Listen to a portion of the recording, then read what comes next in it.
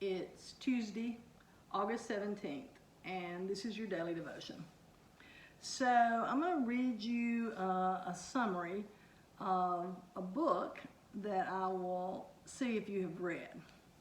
It's a very short summary. It's a synopsis, even less than that. So here we go. There was once a perfect child, born in the perfect time, into the perfect family. The child never faced any difficulties in life, nor did the child's family. Nothing bad ever happened to this child. Nothing was ever too hard for this one to accomplish. The child grew up to be a completely happy adult who always succeeded at everything they attempted. Nothing impractical or improper was ever attempted by this one as they grew. There were no great lessons to be learned because this precious one already knew all the right answers to everything. The world never posed any threats to this one's well-being in any way. So the child lived a perfectly contented life until the end of their flawless days. Have you read it? Of course you haven't read it.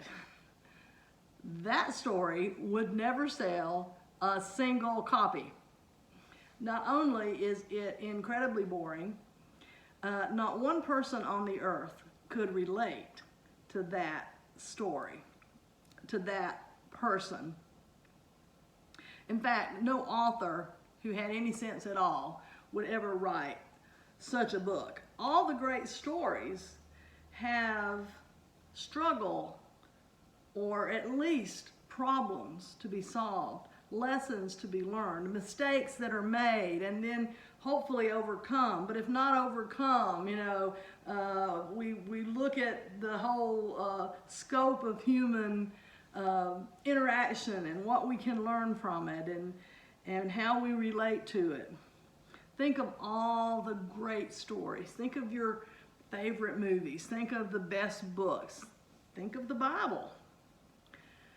There's always conflict and struggle and problems. Look at the Psalms. So often they begin with despair. In fact, the Psalm we're going to read Sunday begins with out of the depths. And by the end, whoever the psalmist is looking with hope for help, for solution, for redemption. And perhaps they're praising God for the redemption that they have received or that they know will be coming. The book of Ruth, perfect example. Surely, you can't find a more condensed version of the human condition of struggle against obstacles, some of which we have no control, some that we can proactively perhaps help in, but it's not easy. It's risky. It takes work. It takes keeping on and not giving up. Once in seminary, I did this huge project, and it involved, I won't go into the whole project, but it was a teaching class, and I was bringing people in that normally wouldn't be able to get to church, and we were having class, and it was going pretty well, and we were overcoming difficulties, etc., etc. And so I turned it in. This was a major part of my grade, and I got this whole packet of stuff back that my professor had read, and he wrote two words on the entire thing. Little red words. Keep on! Exclamation point. Keep on. It may have been the wisest response I ever got to an assignment that I had in seminary. And perhaps that was a pretty positive remark. because really sometimes that's all we can do is just keep on. And the Bible is so full of that advice from the writers of the Old Testament, from the prophets, from Jesus, from the apostles. You've got to hang on through the hard part. Don't give up before the time. Keep on. I thought of several scriptures, and I'm not going to read them all, but you know, there's the one where Jesus says the one who puts their hand to the plow, that's in Luke, and looks back is not worthy of the kingdom. And there's another one where Jesus says, hey, if your servant goes out and does what they're supposed to do you make a big hoopla and reward them and say, oh, thank you, when that's just what they're supposed to do? And he says, no. You say, you did your job.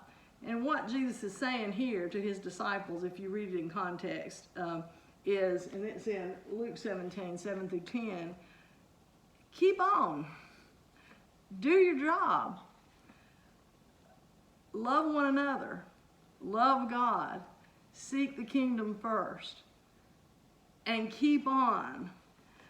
And as Peter says, don't be surprised at the fiery ordeal that is taking place among you to test you, as if something strange were happening to you.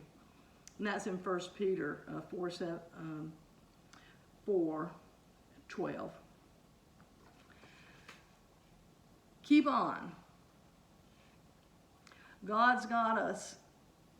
God has the whole story. We're in that in-between time. We're on the way. And on the way, remember to love. Because also in 1 Peter